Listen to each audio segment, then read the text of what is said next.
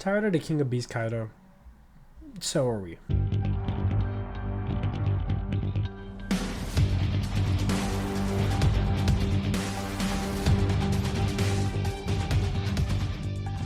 Hey crew, or if we haven't met yet, hit that sub for love. Just Zay here, and I want to go over a brief and real quick explanation as to how to beat the king and the beast himself, Kaido. I'll be going over the ideal way to beat if you're using whatever deck that is that you're using against Kaido, or if you're in the mirror match of Kaido versus Kaido.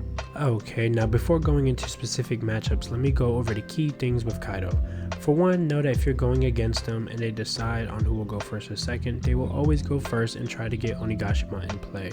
If they get it in their starting hand, then it's going to be rough because then all their Don returning for KO'd abilities will basically be for free. And finally know they are pushing for game and they're going to try to bring out that 9 cost Kaido for sure. And when you get to 2 life and they have at least 1 body on the board, then it's going to be very, very rough for you. Now for the matchups. Playing Luffy.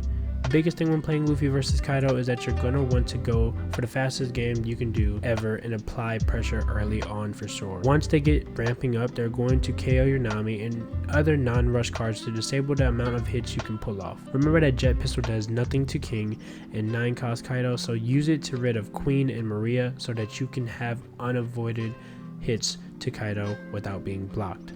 Finally, the later game is the worst possibility for you to be in the running for the match because they will most likely have the big cost like King or 9 cost Kaido and will try to push for games, so maybe save your counters and use them for a later game if you see that it's kind of getting rough for you. Playing Captain Kid, a few things to know when you're playing Kid against Kaido is that you got the best chance with your Hawkins and X-Drake to deal a great early to mid game, but realistically you're going to rely on the timing of using them. Who's Who will only KO 3 or less. King will KO 4 or less. 9 cost Kaido will do 6 or less, so that means 7 cost Kid will probably be your best bet, and you want to play that before they can pull off the 9 cost Kaido. It's going to be more so a real battle of timing and resourcing, and it's just really close either way, and it can go either way when doing this matchup, so be very strategic with this for sure. In the finals playing with Croc, I mean that's been pretty much every other tournament so far. Biggest thing is that you want to get as close to game before 9 cost drops, because when they do drop that 9 cost Kaido, you don't have really any way of dealing with it. So tomorrow is going to be your key to swarm early and start poking for life, very much so in the early game state. So if you do have it, play it and play it smartly. Don't just play it if you can't use it. Play it when you can, because otherwise it's just going to get KO'd by who's who. And really the big key thing is trying to get all this done before the 9 cost Kaido. I know it really seems like every matchup is worrying about this 9 cost, and that's because in the limited format there is no out outside of trying to just brute force KO it, and by that time when it's played, it's most likely in a game state. Now finally, if you're watching this because you want to know how people can beat your almighty Kaido deck, or you want to be the one that is a true King of Beast in a mirror match, then this is the way. First and foremost, your luck of Onigashima in hand is golden for sure. Once you start ramping, it's then a race to see who gets out, you guessed it, the 9 cost Kaido. Whoever sees it first has the bigger board presence, which will definitely get you to your win condition at 2 life. Lastly, and this is very key, know that your Brachio Bomber is actually really important to rid of your opponent's Queen or Black Maria, so you can apply pressure for game and get rid of the blockers that are protecting them from getting you there. And we're back.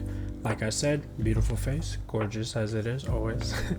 No, by all means though, I'm greatly appreciative that you took the time to watch this video and just get some quick pointers and tips on matchups that you're going to be facing within the tournament, and just overall as a refresher to you while you're doing something else, maybe whatever the case may be. I'm just glad that you took the time to watch the video.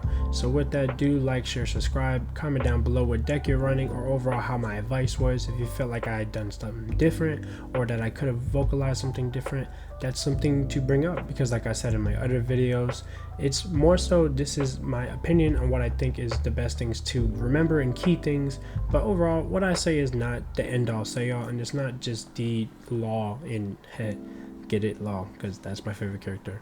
It's not the overall law of everything that has to be done, and that also goes in when it comes to deck building as well, is that it is not one end all say all for anybody's strategy at all. And especially in this tournament, the biggest thing is just to enjoy it and have fun. And people tend to kind of forget that sometimes, or it may just be so stressful because of everything going on with how it's going to be set up, or maybe it's somebody's first time in the tournament. The biggest thing is enjoy it, have fun.